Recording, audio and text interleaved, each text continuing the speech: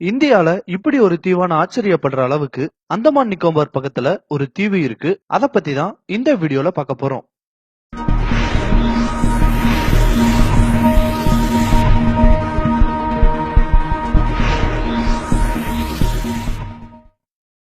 வங்காள விரிகுடால அந்தமான் நிக்கோபார் தீவுகளுக்கு பக்கத்துல அமைஞ்சிருக்கு வடக்கு சென்டினல் தீவு. இந்த தீவுல அப்படி என்ன ஆச்சரியமான விஷயம்னு பார்த்தா அது அந்த தீவுல வாழ்ற பழங்குடியினர் தான் சொல்லணும். ஆப்பிரிக்காவில் இருந்து வெளியேறிய முதல் மனிதர்களின் வம்சாவளியை சேர்ந்த இவங்க இந்த தீவுல 60,000 வருடங்களா வாழ்ந்து வருவதா சொல்லப்படுது. இவங்களோட மொத்த மக்கள் தொகையை பத்தின சரியான அளவு தெரிய வரல. ஆனா தோராயமா 100ல இருந்து 500 பேர் வரைக்கும் வாழ்ந்து வரலான்னு சொல்லப்படுது. இந்த தீவுல இருக்க மக்கள் வெளியாட்கள் யாரையுமே உள்ள விடுறதில்ல. கடந்த 2004ஆம் ஆண்டு ஏற்பட்ட சுனாமியால இந்த தீவும் கடுமையா தாக்கப்பட்டுச்சு. அந்த சமயத்துல இந்திய அரசாங்கத்தை சேர்ந்தவங்க ஹெலிகாப்டர்ல உணவுப் பொருட்கள் மற்றும் மருந்து பொருட்கள் கொடுக்க போயிருக்காங்க. ஆனா அந்த ஹெலிகாப்டரை அம்புகளாலையும் வேல் கம்புகளாலையும் தாக்க ஆரம்பிச்சதால உதவி செய்ய முடியாம திரும்பி வந்திருக்காங்க.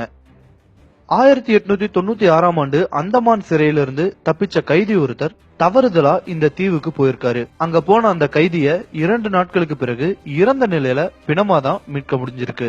இந்திய அரசாங்கம் பல வருடங்களா இந்த மக்களை பற்றியும் இவங்களோட வாழ்க்கை முறையை பற்றியும் தெரிஞ்சுக்க பல முறை இந்த தீவுக்கு பரிசு பொருட்கள், தேங்காய் போன்ற உணவுப் பொருட்களோட போயிருக்காங்க. ஆனா ஒவ்வொரு முறையும் தோல்வி அடைஞ்சுதான் திரும்பினாங்க. 1974ஆம் ஆண்டு இந்த தீவை பத்தியும் இங்க இருக்க மக்கள் பத்தியும் தெரியப்படுத்த பல எச்சரிக்கைகளையும் மீறி அந்த தீவுக்கு ஒரு டாக்குமெண்ட்ரி குழுவினர் போயிருக்காங்க. ஆனா அவங்களும் கடுமையா தாக்கப்பட்ட நிலையில திரும்பி வந்தாங்க. 1991ஆம் ஆண்டு ஆய்வு நடத்துறதுக்காக சில ஆராய்ச்சியாளர்கள் அந்த தீவுக்கு போன போது யாருமே எதிர்பார்த்திராத விதமா அந்த மக்கள்ல ஒரு பகுதியினர் தானாவே முன்வந்து ஆராய்ச்சி செய்ய போனவங்க கிட்ட தொடர்பு கொண்டிருக்காங்க.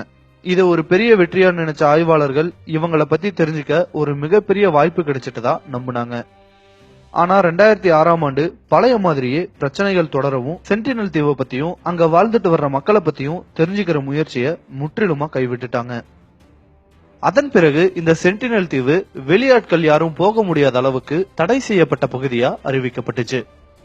அது மட்டும் இல்லாம இந்த தீவை சுற்றி 3 மைல் தொலைவுக்கு அமைஞ்சிருக்க கடல் பகுதியும் தடை செய்யப்பட்ட பகுதியா அறிவிக்கப்பட்டுச்சு. இங்க மீன் பிடிக்க கூட அனுமதி மறுக்கப்பட்டு வந்துட்டு இருக்கு.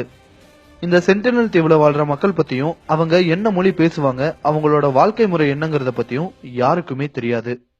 அவங்களோட வாழ்க்கை முறையை தெரிஞ்சுக்க முயற்சி பண்ணி அவங்களுக்கு பிரச்சனை கொடுக்கறத விட அவங்களாவே வாழ விடுறதுதான் நல்லது. இந்த வீடியோ உங்களுக்கு பிடிச்சிருந்தா லைக், கமெண்ட் அண்ட் ஷேர் பண்ணுங்க. இதே மாதிரி இன்ட்ரெஸ்டிங் வீடியோஸ் பார்க்கணும்னா இந்த சேனலுக்கு சப்ஸ்கிரைப் பண்ணுங்க. தேங்க்யூ.